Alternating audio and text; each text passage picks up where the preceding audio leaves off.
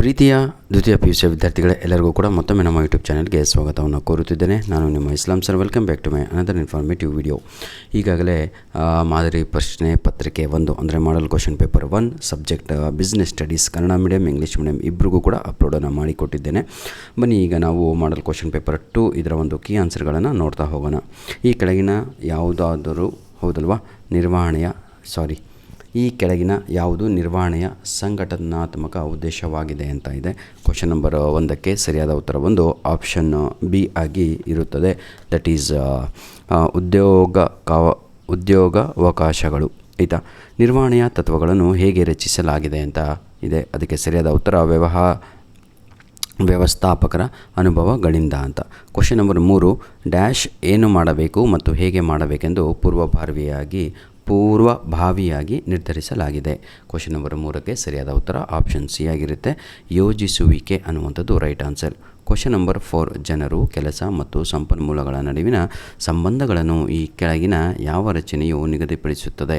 4ನೇ ಪ್ರಶ್ನೆಗೆ ಸರಿಯಾದ ಉತ್ತರ ಒಂದು ಆಪ್ಷನ್ ಬಿ ಆಗಿರುತ್ತೆ, ಸಂಘಟನೆಯ ರಚನೆ ಅಂತ. Question number 5 tooth paste dash ಉತ್ಪನ್ನಕ್ಕೆ ಉದಾಹರಣೆಯಾಗಿದೆ. ಅದು ದೀರ್ಘ ಬಾಳಿಕೆಯ ಉದಾಹರಣೆಯಾಗಿದೆ. ಈಗ ಫಿಲ್ ದ ಬ್ಲ್ಯಾಂಕ್ಸ್ ಕಡೆಗೆ ನಾವು ನೋಡೋಣ ವಿದ್ಯಾರ್ಥಿಗಳೇ. ವೈಜ್ಞಾನಿಕ ನಿರ್ವಹಣೆಯ ಪಿತಾಮಹ ಎಂದು ಡ್ಯಾಶ್ ಅನ್ನು ಕರೆಯುತ್ತಾರೆ. FW ಟೇಲರ್ ಇವರಿಗೆ ಕರೆಯುತ್ತಾರೆ. ಡ್ಯಾಶ್ ನಿರೀಕ್ಷಿತ ಫಲಿತಾಂಶಗಳನ್ನು ಅಂಕಿಅಂಶಗಳ ರೂಪದಲ್ಲಿ ವ್ಯಕ್ತಪಡಿಸಿದ ಹೇಳಿಕೆಯಾಗಿದೆ. ಇದಕ್ಕೆ ನಾವು ಮುಂಗಡ ಪತ್ರ ಅಂತ ಕರೆಯುತ್ತೇವೆ. ನೆಕ್ಸ್ಟ್ ಕ್ವಶನ್ ನಂಬರು 8 ಡ್ಯಾಶ್ ನೌಕರರಿಗೆ ವೇತನ ಸಂಬಳಕ್ಕಿಂತ ಹೆಚ್ಚುವರಿಯಾಗಿ ನೀಡಲಾಗುವ ಉತ್ತೇಜಕವಾಗಿದೆ. ಬೋನಸ್ ಎಲ್ಲರಿಗೂ ಕೂಡ ಗೊತ್ತು. ಕ್ವಶನ್ ನಂಬರ್ 9 ಡ್ಯಾಶ್ ಹೂಡಿಕೆಯ ನಿರ್ವಹಣೆಯ ಬಂಡವಾಳ ಮುಂಗಡ ಪತ್ರ ನಿರ್ವಹಣೆ ಎಂದು ಕರೆಯುತ್ತಾರೆ. 9ನೆಯ ಪ್ರಶ್ನೆ ದೀರ್ಘಾವಧಿ ಹೂಡಿಕೆ. ಲಾಸ್ಟ್ ಕ್ವಶನ್ ನಂಬರ್ 10 ಡ್ಯಾಶ್ ಉತ್ಪನ್ನದ ಅತಿ ನಿಕಟ ರಕ್ಷಕವಾಗಿದೆ. ಕ್ವಶನ್ ನಂಬರ್ 10 ಸರಿಯಾದ ಉತ್ತರ ಪ್ರಾಥಮಿಕ ಸಂವೇಷ್ಟಿ ಅನ್ನುವಂಥದ್ದು ರೈಟ್ ಆನ್ಸರ್ ಆಗಿರುತ್ತದೆ. ಹೊಂದಿಸಿ ಬರೆಯಿರಿ. ನೋಡಿ, ಕುಟುಂಬ ಸಂಯೋಜನೆ ಅಂತ ಇದೆ. ಇದಕ್ಕೆ ಸರಿಯಾದ ಉತ್ತರ ಪ್ರೀತಿಯ ವಿದ್ಯಾರ್ಥಿಗಳೇ ಕುಟುಂಬ ಸಂಯೋಜನೆ. ಇದು ಏನಿದೆ ಸಾಮಾಜಿಕ ಪರಿಸರ. ಅಧಿಕಾರ ಇದಕ್ಕೆ ಸರಿಯಾದ ಉತ್ತರ ಪ್ರತಿಯೋಜನೆಯ ಮೂಲಾಂಶ. Question number C that is ಕಾರ್ಯ ಆವರ್ತನ ಅಂತ ಇದೆಯಲ್ವ, ಅದಕ್ಕೆ ಕಾರ್ಯನಿರತ ತರಬೇತಿ ನಿಧಾನ. ಕ್ವಶನ್ ನಂಬರ್ ಡಿ ನಿಯಂತ್ರಿಸುವಿಕೆಯ ಮಿತಿ. ಇದಕ್ಕೆ ವೆಚ್ಚದಾಯಕ ಕಾರ್ಯ. ಪ್ರಚಾರ ರೈಟ್ ಆನ್ಸರ್. ಸಾರ್ವಜನಿಕ ಸಂಬಂಧಗಳ ಪಾತ್ರ. ವಿದ್ಯಾರ್ಥಿಗಳೇ ದಯವಿಟ್ಟು ಈ ಮಾಡೆಲ್ ಕ್ವಶನ್ ಪೇಪರ್ಗಳನ್ನು ಪ್ರಿಂಟೌಟ್ ತಗೊಂಡ್ರೆ ನಿಮಗೆ ಬಹಳ ಅನುಕೂಲ ಆಗುತ್ತೆ. ಎಲ್ಲ ಪ್ರಶ್ನೆಗಳು ನಿಮ್ಮ ಆ್ಯನ್ಯುವಲ್ ಎಕ್ಸಾಮಿಗೆ ಬರುತ್ತೆ. ಇಷ್ಟು ನಿಮಗೆ ಹೇಳ್ತಾ ಇದ್ದೀನಿ. Give more importance. ಆಯಿತಾ, ಬನ್ನಿ ದಕ್ಷತೆ ಎಂದರೇನು ಅಂತ ಇದೆ.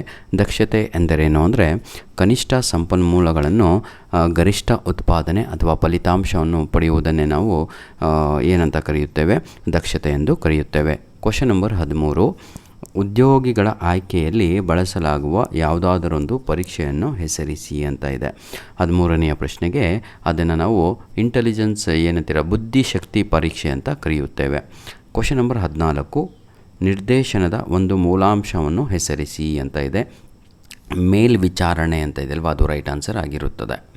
ಕ್ವಶನ್ ನಂಬರ್ 15 ಕಣ್ರಿ, ಬಹಳ ದೊಡ್ಡಕ್ಕಿದೆ, ತಾವುಗಳು ಓದ್ಕೊಂತೀರಾ ಇದನ್ನು. ಇದಕ್ಕೆ ಸರಿಯಾದ ಉತ್ತರ ಹಣಕಾಸು ನಿರ್ಧಾರ ಅನ್ನುವಂಥದ್ದು ರೈಟ್ ಆನ್ಸರ್ ಆಗಿರುತ್ತದೆ. ಕ್ವಶನ್ ನಂಬರ್ 16 ಎಲ್ಲರಿಗೂ ಕೂಡ ಗೊತ್ತು, ಹೌದಲ್ವಾ? ದಿನ ನಮ್ಮ ಜೀವನದಲ್ಲಿ ನಡೆಯುವಂಥದ್ದು ಬಳಕೆದಾರರ ರಕ್ಷಣೆ. ಆ ಕಾಯ್ದೆ ಅಡಿ ಇರುವ ಯಾವುದಾದರೂ ಒಂದು ಪರಿಹಾರ ಸಂಸ್ಥೆಯನ್ನು ಹೆಸರಿಸಿ ಅಂತ ಇದೆ. DCA ಅಂತ ಬರೀರಿ, ಅಂದರೆ ದಿ ಡಿಸ್ಟ್ರಿಕ್ಟ್ ಕಮಿಷನರ್ ಆಫೀಸ್ ಅಂತ. Clear my dear? Very good.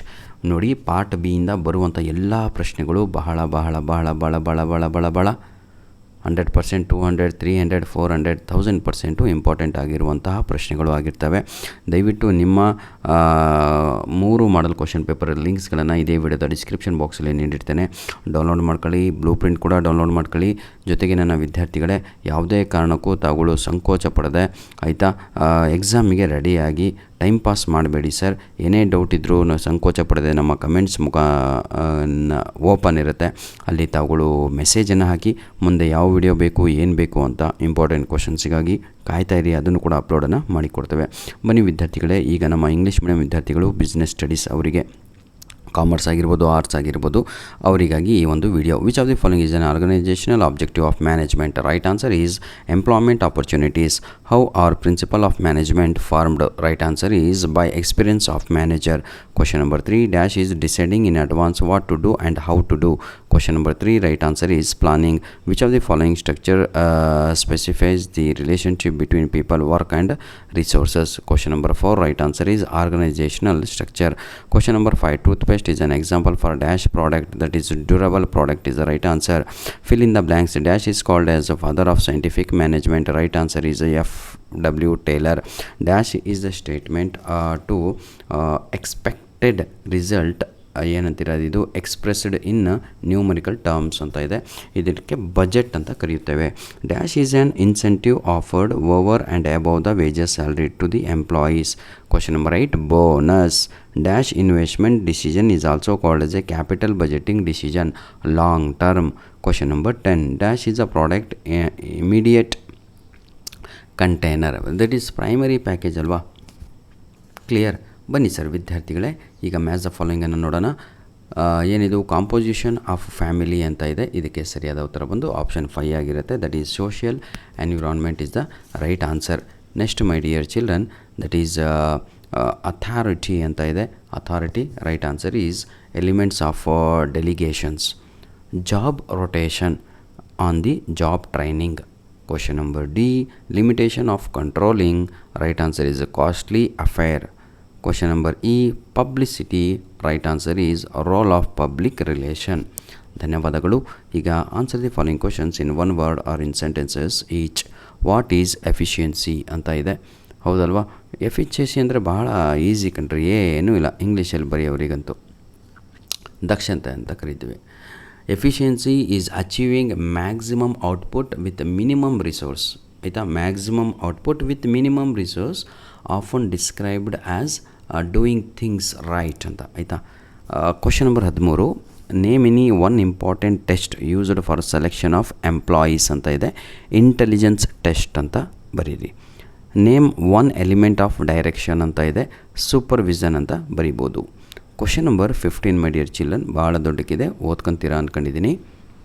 ಇದಕ್ಕೆ ಸರಿಯಾದ ಉತ್ತರ ಫೈನಾನ್ಸಿಂಗ್ ಡಿಸಿಷನ್ ಅನ್ನುವಂಥದ್ದು ರೈಟ್ ಆನ್ಸರ್ ಆಗಿರುತ್ತೆ. Last question number 16 part A. Write any one redressal agency under the consumer protection act DC office. ಏನಂತೀರಾ ಡಿಸ್ಟಿಕ್ ಕಮಿಷನ್ ಅಂತ ಇದಲ್ವಾ, ಅದೇ. ಆಯಿತಾ? Commissioner office. ಪಾರ್ಟ್ ಬಿ ಇಂದ ಎಲ್ಲ ಪ್ರಶ್ನೆಗಳು 100% ನಿಮ್ಮ ಆ್ಯನ್ಯುವಲ್ ಎಕ್ಸಾಮಿಗೆ ಹೆಲ್ಪ್ ಆಗುವಂಥ ಪ್ರಶ್ನೆಗಳು ಆಗಿರ್ತವೆ. ಧನ್ಯವಾದಗಳು. ನಿಮ್ಮ ಪ್ರೀತಿ, ವಿಶ್ವಾಸ ಹಾಗೂ ಸಹಕಾರ ಸದಾ ನಮ್ಮ ಜೊತೆ ಹೀಗಿರಲಿ. ನಾನು ಫೇಲ್ ಆಗ್ತೀನಿ ಅಂದುಕೊಂಡಂಥ ವಿದ್ಯಾರ್ಥಿಗಳು ಈ 3 ಮಾಡೆಲ್ ಕ್ವಶನ್ ಪೇಪರ್ ಇದೇ ವಿಡಿಯೋದ ಡಿಸ್ಕ್ರಿಪ್ಷನ್ ಬಾಕ್ಸಿನ ಕೆಳಗಡೆ ಇರುತ್ತೆ. ಡೌನ್ಲೋಡ್ ಮಾಡಿಕೊಂಡು ಮೂರೇ 3 ಮಾಡೆಲ್ ಕ್ವಶನ್ ಪೇಪರ್ ರೆಡಿ ಆದರೆ ಆರಾಮಾಗಿ ಪಾಸ್ ಆಗ್ತೀರಾ. ಇಷ್ಟಂತೂ ನಾನು ಹೇಳಬಲ್ಲೆ. ನಾನು ರ್ಯಾಂಕ್ ಬರಬೇಕು, ನನಗೆ 80 ಔಟ್ ಆಫ್ 80 ಬರಬೇಕು ಅಂತ ವಿದ್ಯಾರ್ಥಿಗಳು ಸ್ವಲ್ಪ ಟೈಮನ್ನು ಕೊಡಿ. ಯೂನಿಟ್ ಟೆಸ್ಟ್ 2 ಆದ ತಕ್ಷಣ ನಿಮಗೆ ಇನ್ನೂ 3 ಕ್ವಶನ್ ಪೇಪರು 100% ಎಕ್ಸಾಮಿಗೆ ಬರುವಂಥದ್ದನ್ನು ಕೊಡ್ತೀನಿ. ಧನ್ಯವಾದಗಳು. All the best.